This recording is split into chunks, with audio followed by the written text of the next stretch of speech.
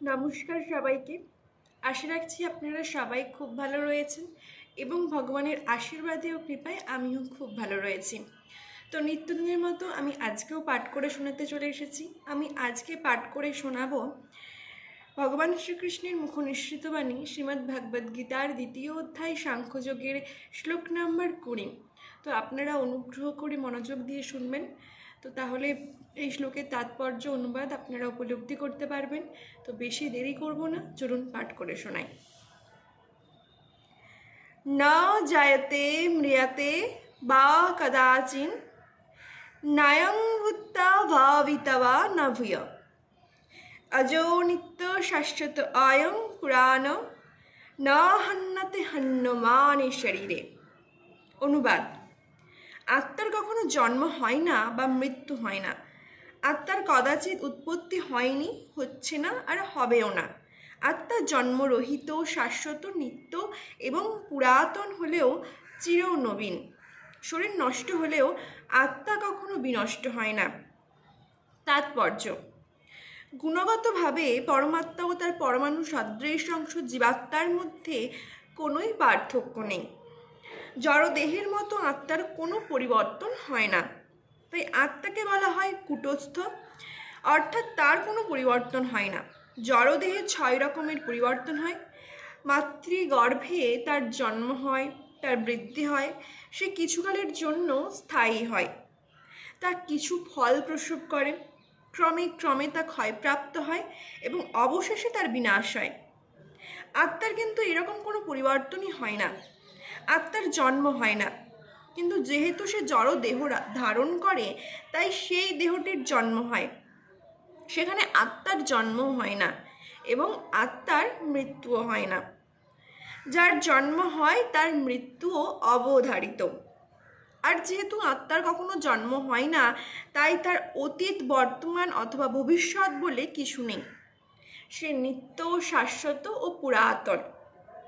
অর্থাৎ কবে যে তার উদ্ভব হয়েছিল তার কোনো ইতিহাস নেই। দেহাত্ম বুদ্ধির দ্বারা প্রভাবিত হয়ে আমরা আত্মার জন্ম, ইতিহাস প্রভৃতির অনুসন্ধান করে থাকি।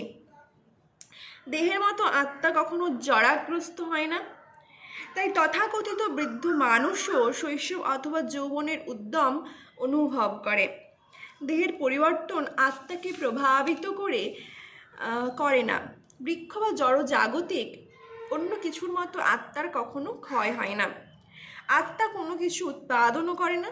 দেহজাত সন্তানেরাও প্রকৃতপক্ষে ভিন্ন ভিন্ন আত্মা। একটি দেহ থেকে উদ্ভূত হওয়ার ফলে তাদের কোনো বিশেষ একজন মানুষের সন্তান বলে মনে হয়। আত্মার উপস্থিতির ফলে দেহের বৃদ্ধি হয়, কিন্তু আত্মার কখনো বৃদ্ধি বা কোনো রকম পরিবর্তন হয় না। তাই দেহের যে 6 রকমের পরিবর্তন হয়, আত্মা তার প্রভাব থেকে মুক্ত।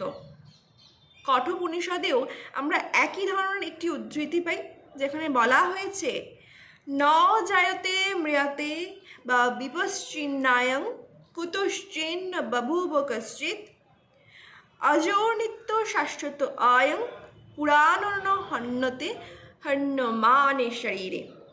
এই শ্লোকটির অর্থ ও তাৎপর্য ভগবদ্গীতার শ্লোকটির অনুরূপ।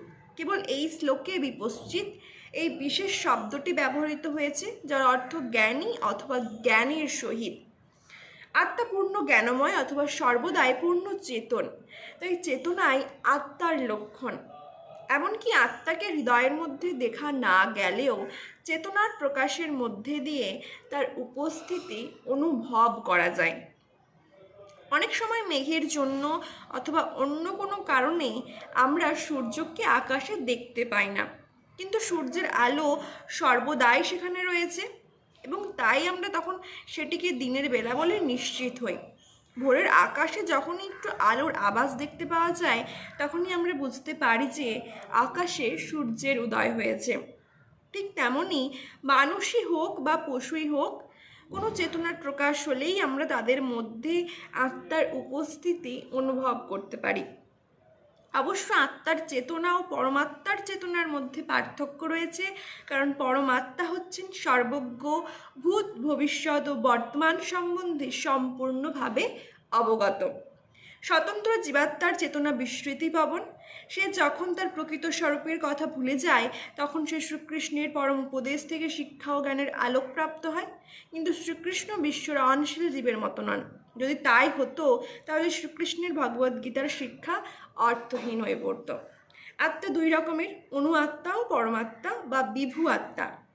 কঠোপনিষদেও তা প্রতিপন্ন করে বলা হয়েছে, অনৌরণীয়ান মহত মহিয়ান আত্মাশ্চ যন্তর্নিহিত গুহায়াম তমাক্রতো পশ্যতি বিতোষোক ধাতু প্রসাদান মহিমানমাত্মানম।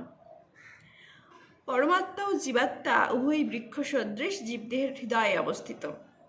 যিনি সব রকম জড় বাসনা ও সব রকম শোক থেকে মুক্ত হতে পেরেছেন তিনিই কেবল ভগবানের কৃপার ফলে আত্মার মহিমা উপলব্ধি করতে পারেন। ভগবান শ্রীকৃষ্ণ পরমাত্মারও উৎস, যা পরবর্তী অধ্যায়ে বিশদভাবে ব্যাখ্যা করা হবে। আর অর্জুন তার প্রকৃত স্বরূপ সম্পর্কে আত্মবিস্মৃত জীবাত্মা। তাই শ্রীকৃষ্ণের কাছ থেকে অথবা তার যথার্থ প্রতিনিধি সদ্গুরুর কাছ থেকে তার এই পরম তত্ত্বজ্ঞান লাভ করার প্রয়োজন হয়। নমস্কার, আশা রাখছি আপনারা এই শ্লোকের তাৎপর্য, অনুবাদ সবটাই উপলব্ধি করতে পেরেছেন। তা আজকের মতো ধন্যবাদ।